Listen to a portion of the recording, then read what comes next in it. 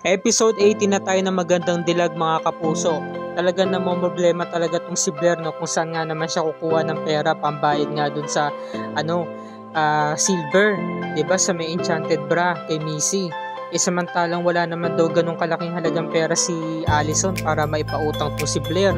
Hindi naman kasi talaga siya mayaman. Ito namang si Allison, hindi naman daw niya mapapautang ng pera itong si Blair dahil nakalabas na nga yung pera nila, pondo nila yun para nga sa eleksyon.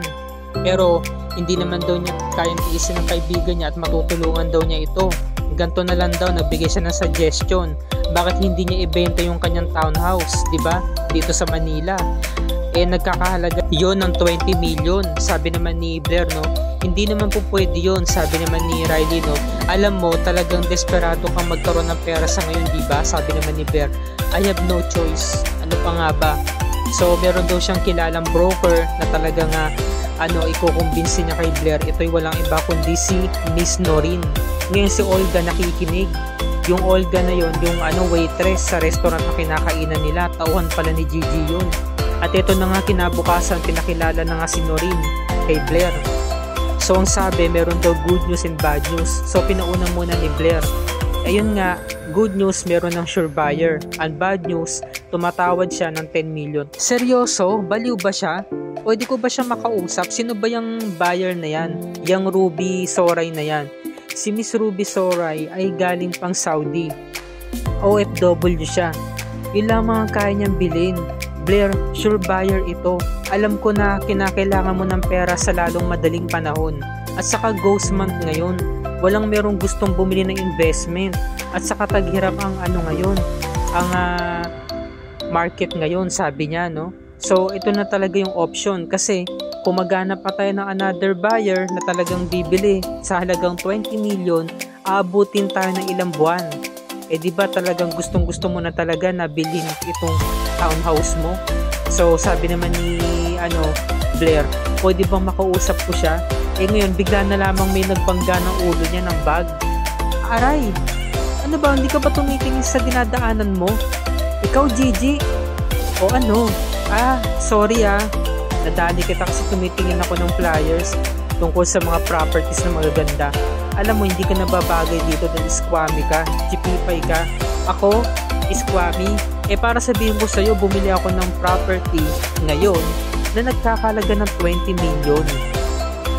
Alam mo, wala na akong pakialam sa mga sinasabi mo, kaya umalis ka na bago pa magdilim ang paningin ko. Sabi naman ni Gigi, meron ka palang bisita at kausap. Baka nakaka-istorbo ko, alis na ako Pero sige, saktan mo ako kung gusto mo. Para naman makita ng mga tao dito kung gaano kasama ang pag-uugali mo. Sabi naman ni Gigi, no? At ito lang sabi ko sa'yo, hindi ako ang may utang sa'yo na kailangan ako magbayad, kundi ikaw.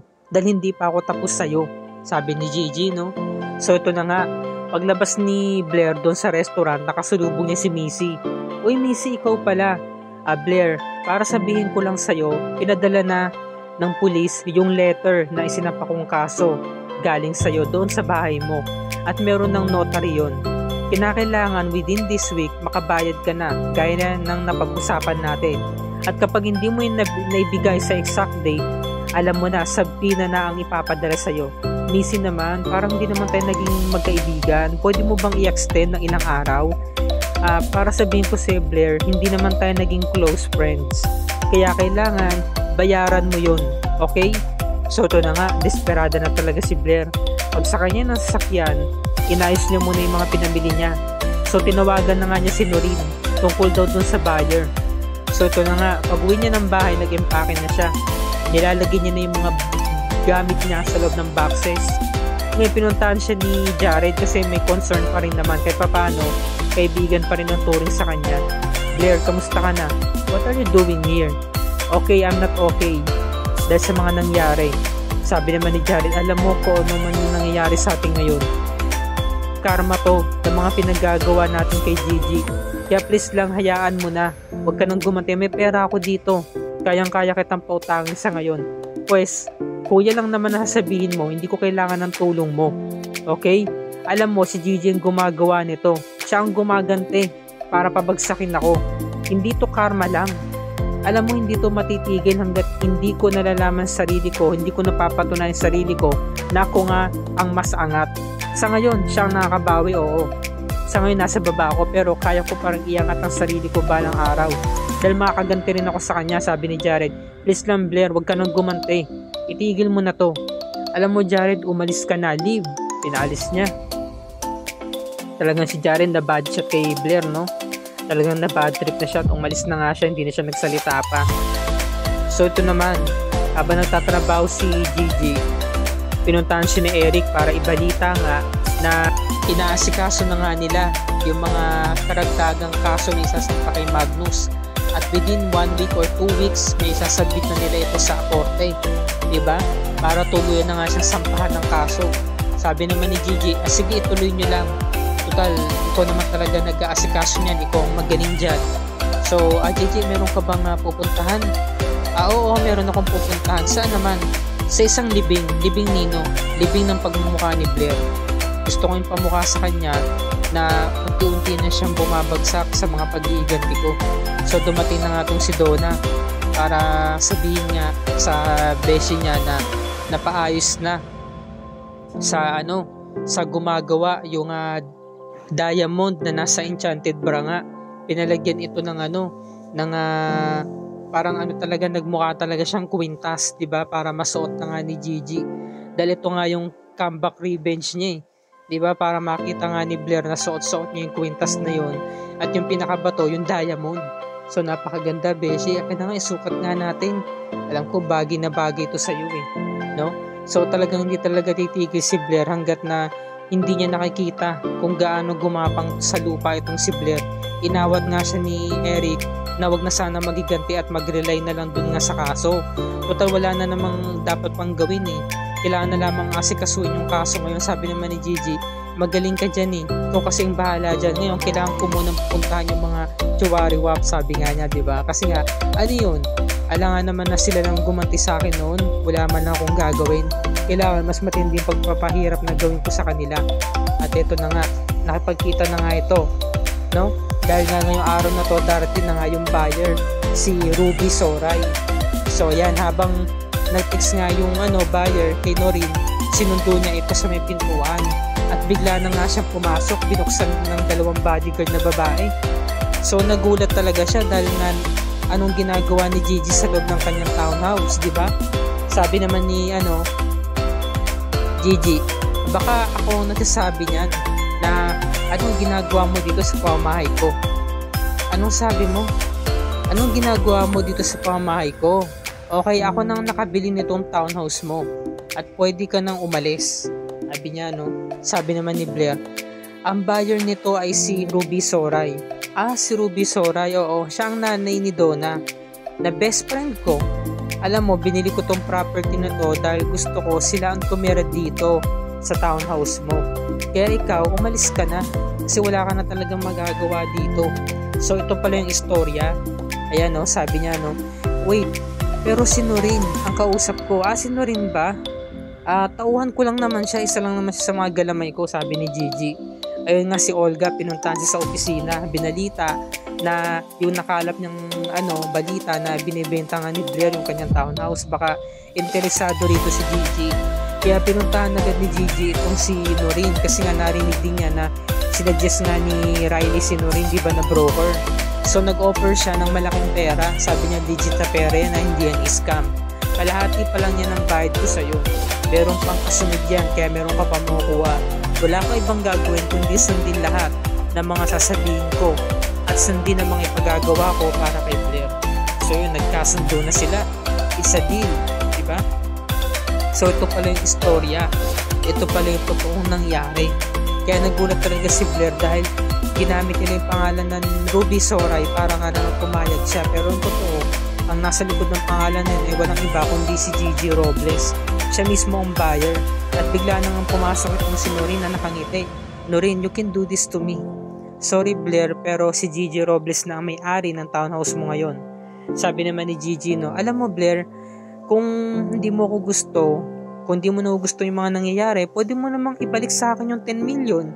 Ay, oo nga pala, nabayad mo na nga pala kay Missy Chan. walang iya ka talaga. Nasaktan ni Blair si Gigi, no? Ngayon, kinaladkad siya ng mga tauhan ni, Gigi, mga bodyguards yung dalawang babae. Nasaktan ako, kinaladkad siya palabas. Buti nga sa'yo.